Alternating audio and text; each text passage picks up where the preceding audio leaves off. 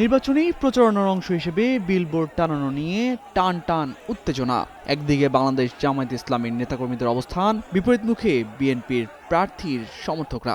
এক পর্যায়ে বাকবিতণ্ডা থেকে ঘটে ধাওয়া পাল্টা দেওয়ার মতো ঘটনা। নীলফামারী ৩ আসনে নির্বাচনী প্রচারণায় বিলবোর্ড টাঙানোকে কেন্দ্র করে ঘটে এমনই ঘটনা।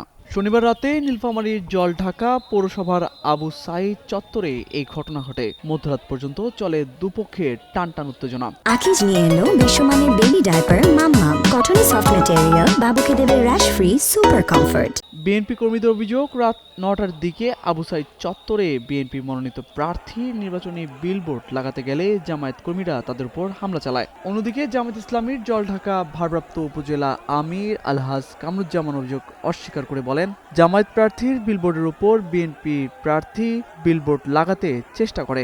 উপস্থিত জামায়াত কর্মীরা বিএনপি কর্মীদের বাধা দিলে বিপরীত দিক থেকে হামলা চালানো হয়।